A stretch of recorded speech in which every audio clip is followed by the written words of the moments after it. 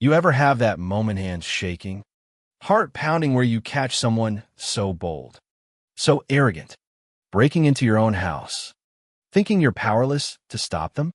That was me, staring out my window as Kimberly Hall, the woman who'd made our lives hell for months, popped the lock on our front door like she was just coming home from the grocery store. She thought she had it all figured out, that her title as HOA president made her untouchable. But what happened next? Man, I wish I could have recorded her face. Because justice hit her like a truck, and I'm still not over how sweet that felt. The real kicker started months earlier, with my dad's memorial garden out back, a small patch of roses and lilies. Nothing fancy, but it was his dying wish. The thing that let him sleep at night after years of Vietnam nightmares. When I found military challenge coins laid out around the garden in the dead of night, placed with military precision, my first feeling wasn't gratitude, it was dread. The security camera I'd installed for dumb teenage pranks caught someone moving like a professional, avoiding the cameras.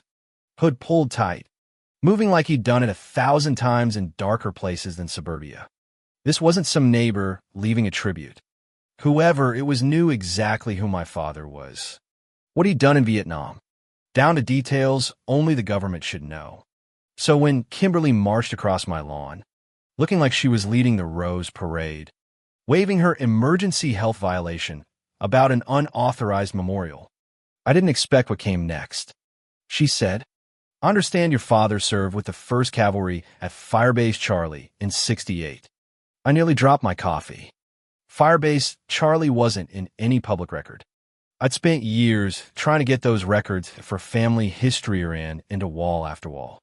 Yet here was Kimberly, a suburban mom, tossing out classified military info like she was talking about fertilizer.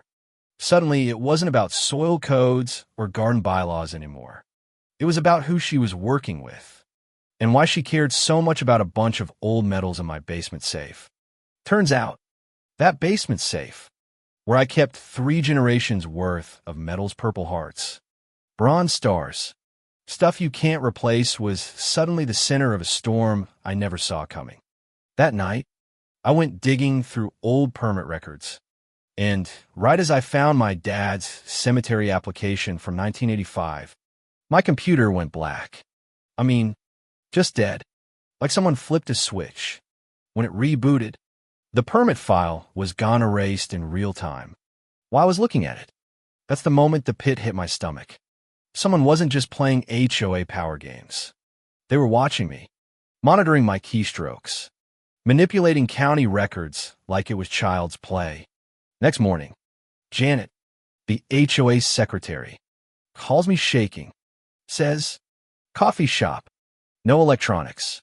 Now, she slides over a folder, surveillance photos of my house, diagrams of my basement, dossiers on every veteran family in the neighborhood, even details about military collections and personal finances. My dad's military service, stuff I'd never told anyone, was in there, along with shipping receipts for military appraisals, paid for with HOA dues, and invoices matching the exact weight of Purple Hearts and Bronze Stars. This was organized crime, hiding behind the veneer of a homeowner association, systematically robbing veteran families blind. It got worse, federal worse.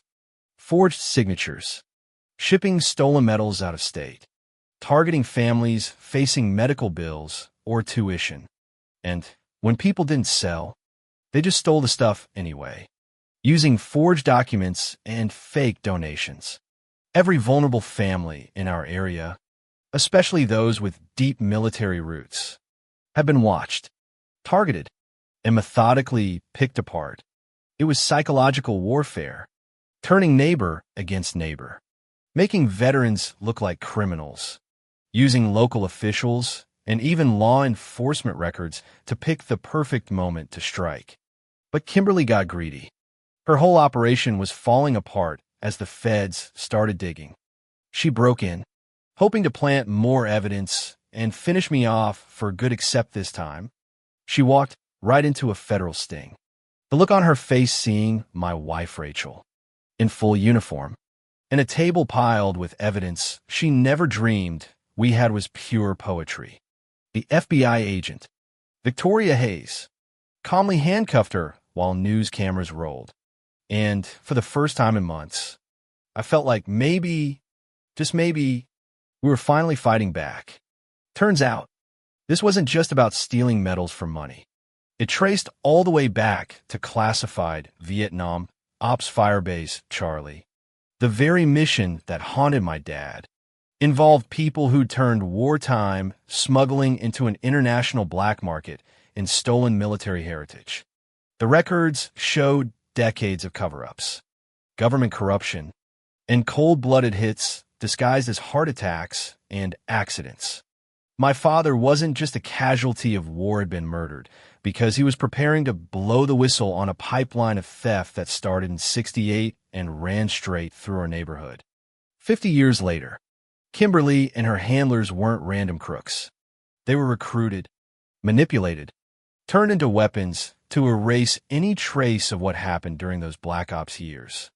The FBI and military intelligence tied together stolen medals in 18 countries, auction house shell companies, and government insiders selling out their own for a paycheck. But you know what's wild? Out of all this mess, our community came together, finally saw through the lies, and built something Beterra Memorial Park, veteran protection laws, and new safeguards against HOA abuse. And every year, families gather to remember what was stolen, what was returned, and what it cost to bring the truth to light.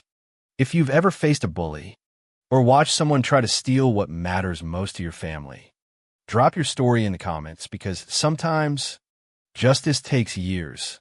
But when it finally lands, there's nothing sweeter